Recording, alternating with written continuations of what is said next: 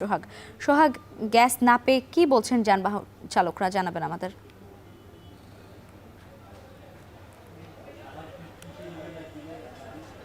হ্যাঁ, আপনি যথার্থই বলেছেন। বরিশালে এলপি গ্যাসের তীব্র সংকট চলছে। এই সংকট কিন্তু আজকে প্রথম দিন নয়, প্রায় 1 মাস যাবৎ এই গ্যাসের সংকট।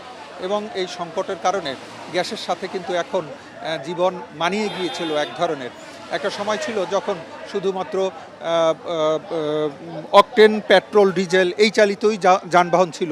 এখন কিন্তু বরিশালে অসংখ্য যানবাহন রয়েছে যেগুলো গ্যাস চালিত। এর সাথে কিন্তু মানুষের জীবন জড়িত, মানুষের অর্থনৈতিক বিষয়গুলো জড়িত। এবং একই সাথে অ্যাম্বুলেন্স রয়েছে যেগুলো গ্যাস চালিত করা হয়েছে। গ্যাসের দাম তুলনামূলক পেট্রোল অকটেনের চেয়ে কম হওয়ার কারণে, একটু সুবিধাজনক, একটু সাশ্রয় হওয়ার কারণে তারা কিন্তু যারা গাড়ির মালিক রয়েছেন তারা কিন্তু সিএনজিতে কনভার্ট করেছিলেন এবং সিএনজিতে কনভার্ট করার ফলে তাদের সাশ্রয় হচ্ছিল।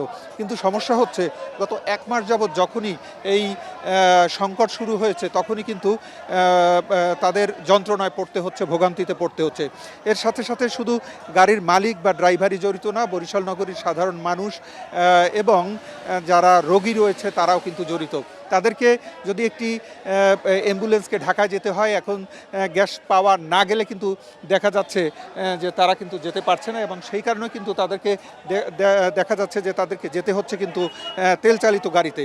আর এই কারণে সমস্যায় পড়তে হচ্ছে এবং এই সমস্যায় পড়ার কারণে কিন্তু এই ভোগান্তির যন্ত্রণা পোহাতে হচ্ছে কিন্তু সব শ্রেণীর মানুষকে। এবং এই কারণেই আমরা যেটা দেখতে পাচ্ছি যে এই সংকটের সমস্যার সমাধানে কিন্তু আমরা যেটা দেখতে পাচ্ছি যে একটি গাড়ি এসেছে কিছুক্ষণ আগে বরিশালে এলপি গ্যাস নিয়ে। সেই গাড়ি নিয়ে কারাকারি তৈরি হয়েছে, কার আগে কে গ্যাস নিবে, গ্যাস পাবে, এই সংকট আমরা দেখছি। গাড়িটি ইতিমধ্যে বের হয়ে গেছে। গাড়িটির ধারণ ক্ষমতা ছিল 12 টন, কিন্তু মাত্র 4 টন গ্যাস নিয়ে এসেছে। তাও এই তুরাগ পাম্পে দিবে অর্ধেক, অন্য আরেকটি পাম্পে দিবে অর্ধেক। এই যে গ্যাসের সংকট, এটি ভুগছে, কবে সংকট শেষ হবে কেউ বলতে পারছে না। এতটুকু ছিল বরিশালে যে গ্যাস সংকট চলছে তার সবশেষ খবর। বরিশালে তীব্র সংকট দেখা দিয়েছে এলপি গ্যাসের পাম্পগুলোতে, আর সে খবরই জানাচ্ছিলেন ফিরদৌস সোহাগ।